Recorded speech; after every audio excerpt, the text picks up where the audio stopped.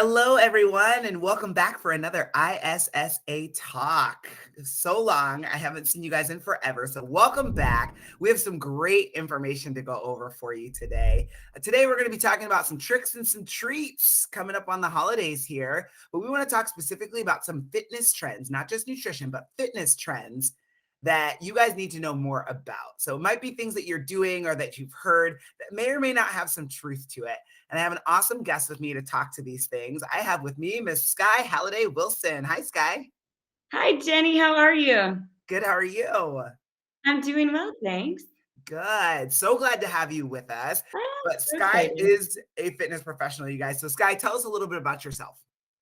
Yes. Hi, everybody. I'm Sky Halliday Wilson. I am a certified nutrition coach, an ISSA certified personal trainer, and group fitness instructor. I'm also a DNA genetics nutrition based coach. So I love my ISSA certifications. And I work here at Scottsdale Body, which is a HIIT gym right in Old Town. So I dabble a lot in group fitness, personal training, and nutrition coaching. So kind of all around. Awesome. So Sky does it all. So she's got a lot of insight to share with you guys. I also have a background in group fitness and I absolutely love it. I also do strength and conditioning and things like that with groups. So right there with you, Sky. But let's go ahead and dive on in. So the first like trend that I wouldn't even call them myths. The first trend that I want to talk to you about. A lot of people out there think that the longer they train during a session, the better their Mm, results will be. So why mhm. is that not necessarily something that we should have subscribed to, Sky? So my first question I always ask clients when they say, I spend an hour or so in the gym or 2 hours in the gym. I always say, "Okay, how much of that were you on your phone? Be honest. Put your dang phone down." I have found most people are not truly training for that extended amount of time. I think there's a lot of distractions, and don't get me wrong, I think we all get sucked into our cell phones, but I would say that's the first part I always like to talk about. Second part, it is a myth or like you say a trend because just because you are moving longer doesn't mean you're moving with intention. It doesn't mean you're necessarily challenging yourself. For example, I can stretch out a heavy workout and be taking tons of rest in between sets and maybe be picking up weight that isn't my heaviest or my most challenging. Or maybe I'm doing cardio and I'm kind of just lollygagging through it. So I think oftentimes people think, okay, if I spend more time, I'm getting more out of it. But are you moving with intention? Are you moving for a goal? Do you have a goal in mind with the workout? Because time doesn't always equal, like you said, a challenge. And I, as a HIIT coach with group fitness, I have found that too. Anytime we do maybe longer strength rounds, I always say to people, the time can pass, but if you're not utilizing it, it doesn't matter how long it is. Very true. I would definitely agree with that, Sky. I always ask people like, why are you doing that? Like you said, you have to have a Mhm. purpose for why you're training that long. Like if your goal is endurance, awesome. You need to do it for a long Sure. time. But I also think of too your fuel source. I'm such a science nerd. I think of your energy systems. And if Mhm. you ate before your workout, which you should always do, unless you're doing deliberate fasted cardio for a reason, but you always have to fuel your body, right, for the activity that you're doing. And after Mhm. 90 minutes, I don't know about you, Mhm. but like you hit that wall and you feel it, where all of a sudden you're still doing the exercises, but your effort is not the same because you physically cannot do it. The glycogen is gone or the glucose is gone from Mhm. your body. Like your body's like, I have nothing to run on, right? It's on empty and you're still pushing it. So at some point, you kind of got to stop or you have to refuel, right? If you're like me, I have a stomach of steel. I can eat Yes. during my workouts all day. Absolutely. And I think too, that goes exactly back to what you said of then why are you pushing it to that point? Why are you getting to the point where you are out of fuel and maybe your form or your endurance is suffering? Obviously, if you are an athlete or you're training for something specific, then that might be a different conversation. But when we're talking just about the general person trying to stay healthier, we really need to have conversations around, are you overtraining? Are you getting the most out of your sessions? Or are you just pushing your body to a point where you might be doing more damage than good? Absolutely. And as somebody who works with college athletes, like 20, 21, 22-year-old girls and boys, I get a lot of them who are like, oh, I have to work. I'm going to leave here from this workout and go work out. And then I have practice. I'm like, but why? But why? Oh my gosh. Overtraining central, right? Like, what's the Oh purpose? my gosh. I run into that so often, working at a HIIT gym. I think that sometimes it's lost on people that true high intensity interval training should be short bursts of intense, nearly all out effort. And I have lots of people who come in for multiple classes a day, 1 to 2 to 3 classes a Oof. day. And I always say, first of all, if you're working as hard as you should be during the duration of time, you shouldn't be able to manage 2 and, God forbid, 3 classes. Second of all, what is your goal here? Because oftentimes when we talk about trends, I think one of the trends right now, is this hustle mentality of no rest days. Yeah. And it totally negates science of your body does need rest. You do need to recover. And so, very similar to your college athletes, I think oftentimes people push it too hard hoping for a better result, but they're just generally, putting themselves in a worse position than if they would have just maybe taken one class in a day and rest.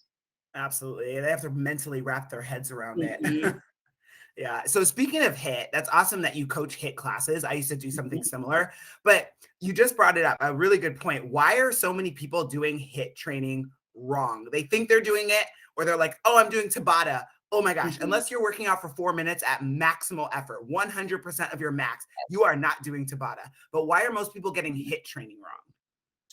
I think people get HIT training wrong because there is a difference between interval training and circuit training and then true HIT, Mhm. where the goal of HIT is that high intensity. And those two words are so important.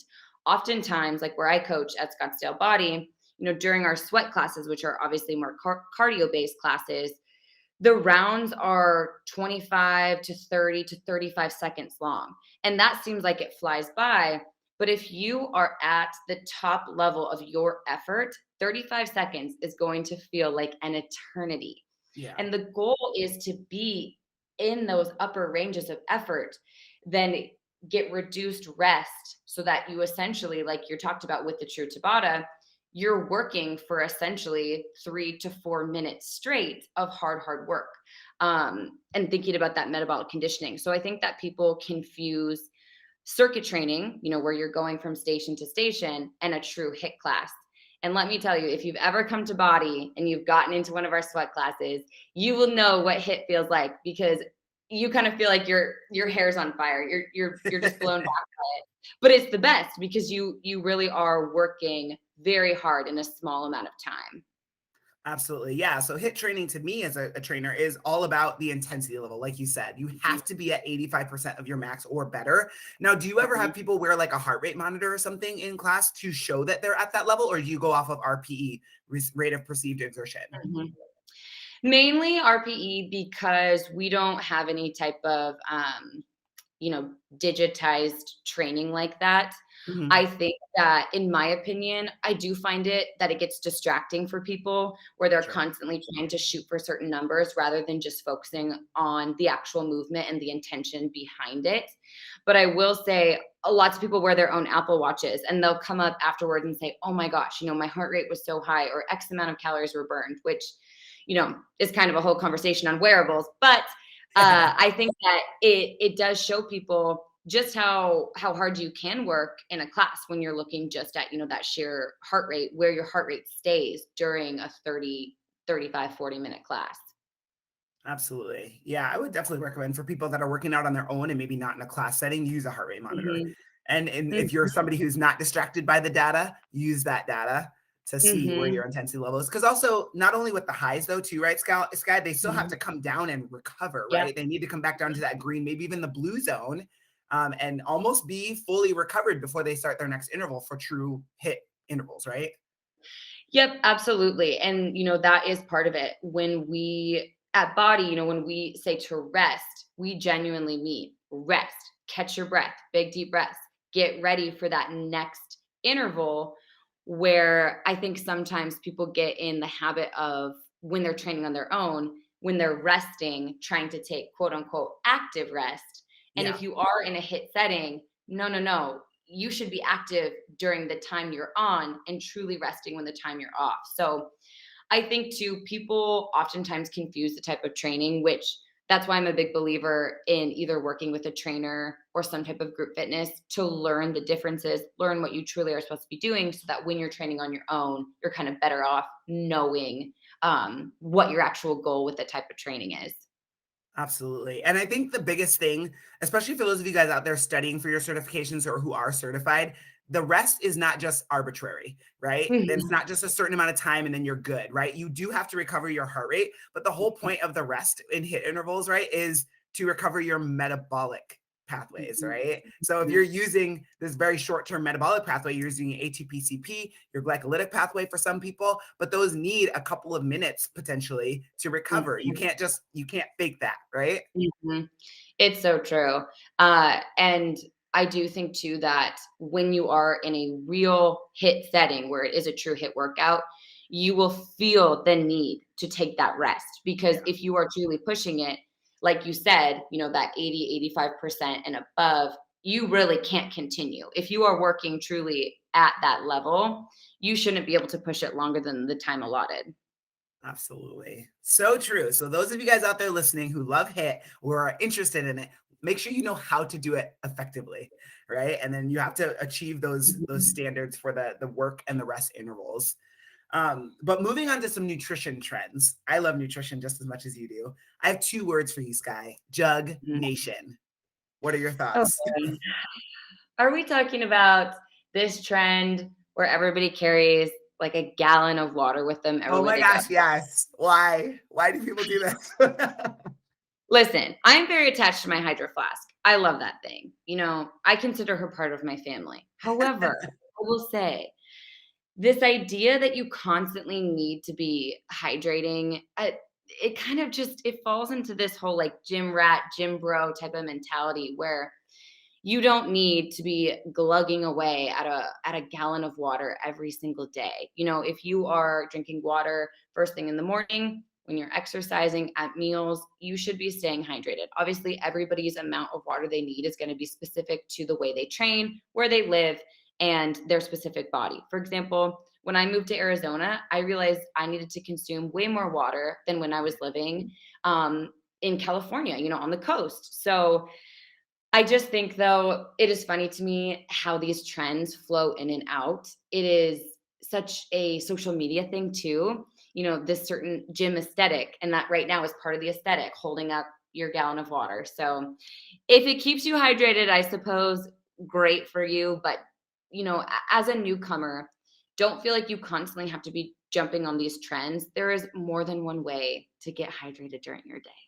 Absolutely. And I think you made a great point that if you're drinking, it's usually what the standard is 8 to 12 ounces with each meal, first thing in the Yep. morning and like a little bit before you go to bed. You should be drinking plenty of Hmm. water. But I am Hmm. like perplexed by people that carry around a jug. First of all, I have several hydro flasks and I never carry them because I will lose it. And all I see Oh, is a sure. $100 bill sitting on the floor Oh, somewhere, yeah. homeless because I left it Mhm, somewhere. So mhm, I never carry my hydro flask with me unless I'm golfing because I'll never leave it that mhm. way. But I was at the place that I get stretched at.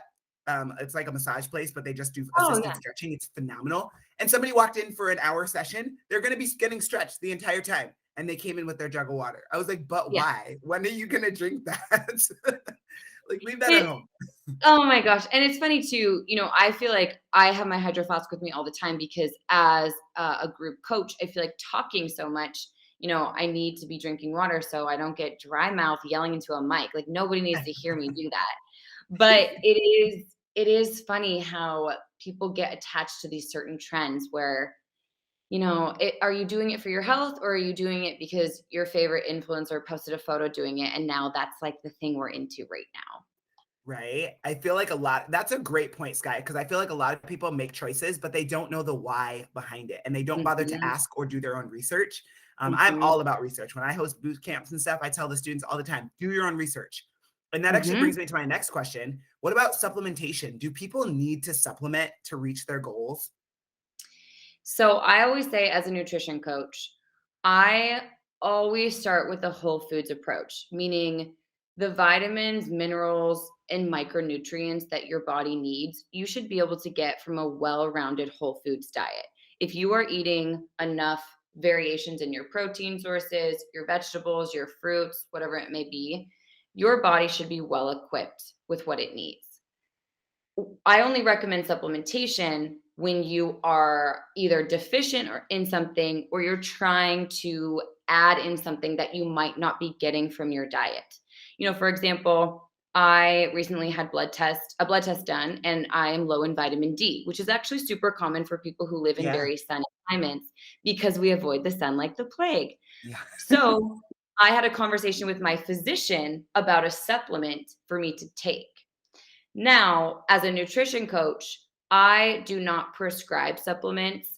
I always say to people, consult with your physician first, because no Yeah. matter what you're taking, you should always have somebody with a medical degree taking a look, because everybody's body is different. There are certain supplements I choose for myself. I love a quality greens powder. I love an omega to get extra omegas. I love a turmeric supplement because inflammation, as a Yep. HIIT trainer, those are things I like to watch out for myself. But I always tell people, one, like you said, do your own research. First of all, get to know your body and schedule something like a blood test or talk to a physician. Do you need any of these supplements? Or again, did your favorite influencer post about it? Two, make sure you're getting quality stuff, because everybody and their mother has a swipe up code.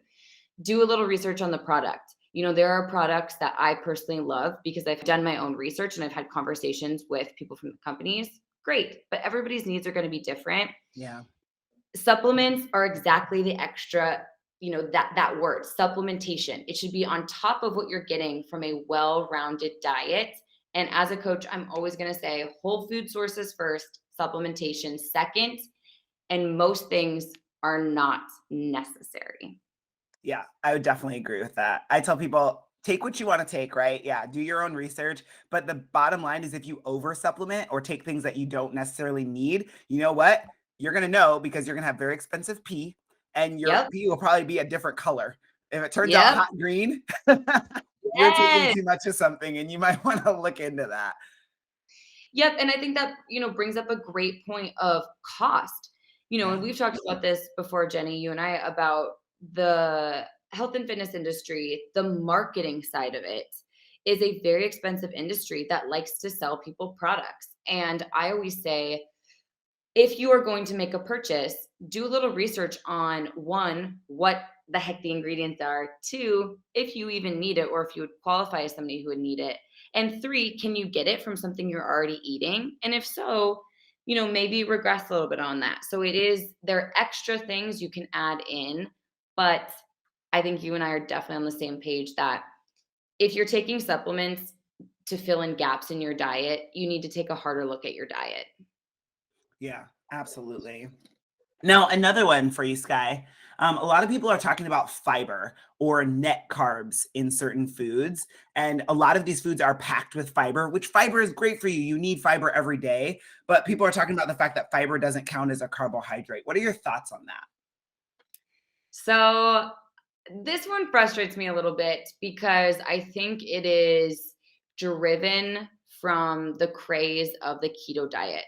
I'm a type of coach who I'm never going to put anything down. If it works for you, great. However, in my experience with my clients, keto generally is a short-lived trend and it is not the best for you. So when we talk about net carbs, that is something that people on the keto diet talk a lot about because they're trying to stay in ketosis. Mhm. So when we talk about that net carbs, we're talking about subtracting fiber and sugar alcohols from the carbohydrate count. That usually leaves you with a pretty low carb count. I don't love it, one, because there's two different ways of actually calculating it. One where you include sugar alcohols and two where you don't. But also we're talking about multiple different types of fiber, soluble fiber and insoluble fiber. So Mhm. I think what it does is it leads people down a detailed rabbit hole of now we're getting nitpicky with what we're actually consuming. And then we start to, I think, remove our intention behind that food. First of all, are we correctly calculating it? And if Yeah. we're not doing ourselves any favor because then our count is off. And then what are we even tracking? We're just tracking to track. And I'm a believer if you're tracking any type of macronutrients or calories, you need to be within a certain margin of error. Otherwise, it's just a pointless behavior. Second, I think the idea of net carbs is starting to, perpetuate that demonizing of carbohydrates. Yeah. You don't need to focus on net carbs. You can consume carbohydrates and you should. So I think what it does is it gets very diet culture-y where now all of a sudden it's like, oh, I'll consume this food because if you remove the fiber, which like you said is super important for your body, super important for digestion, and these sugar alcohols, now I'm left with X amount of carbs, and now this is a good food. Whereas carbohydrates were never bad in the first place. Yeah. Overconsumption of anything is what's negative. And so I think what it does is it goes down a rabbit hole of once again, I always ask, why are we trying to calculate these things? What the heck is wrong with just calculating carbohydrates? And are we even accurate in the first place?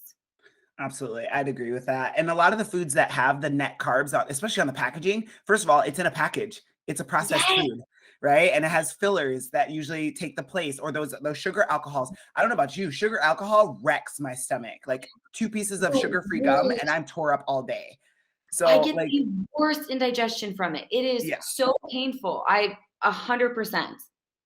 Yeah, and everybody responds differently. And don't get me wrong, there's a couple bar companies out there that I absolutely love their bars. And when I tell my trainer, "Hey, I had a bar today," she's like, "Ew, don't. Why?" Yeah.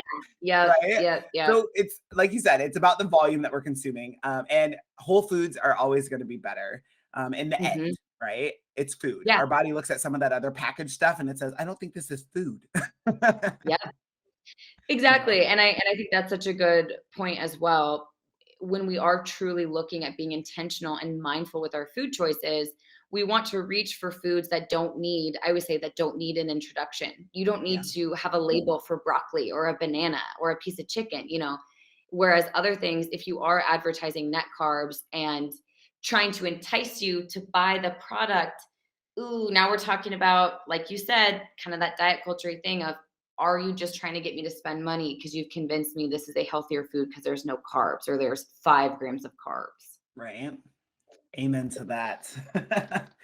Are there any other fitness trends that you want to unmask and like tear the wrapper off of today? All puns intended.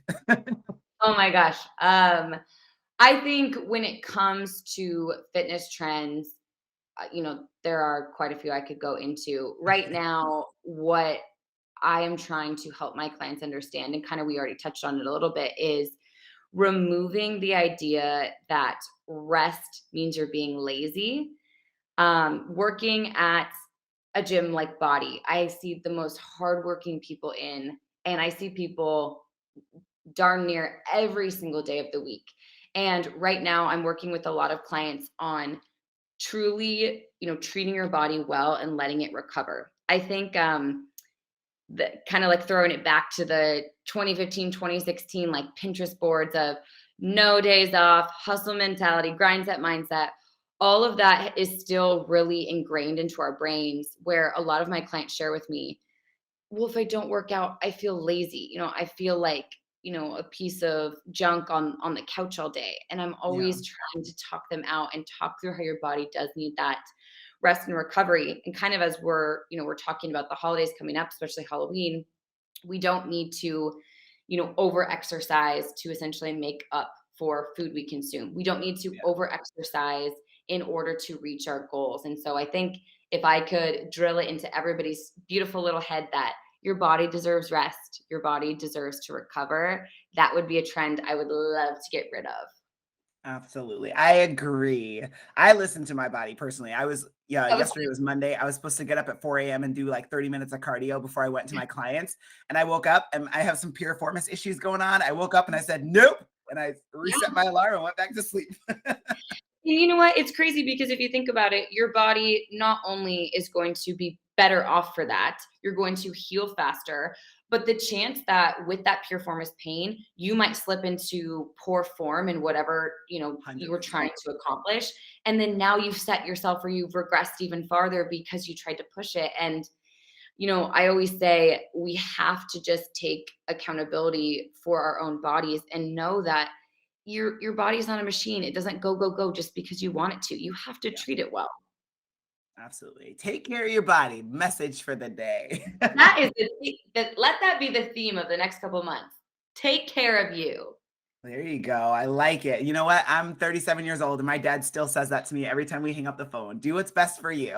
What a good dad. And you know what? That is such good advice. And as we talk about trends, keeping that in your brain, especially when you're taking a rest day or you're doing a lower impact workout and you see somebody on Instagram going ham, it's okay to simply scroll on past and say, I'm not comparing myself because I'm doing what's best for me, just like Jenny's dad says. There you go. I love it. Well, thank you so much, Sky. You will be back for a part 2. We have some more to talk about, kid. But thank you for joining us today. Amazing.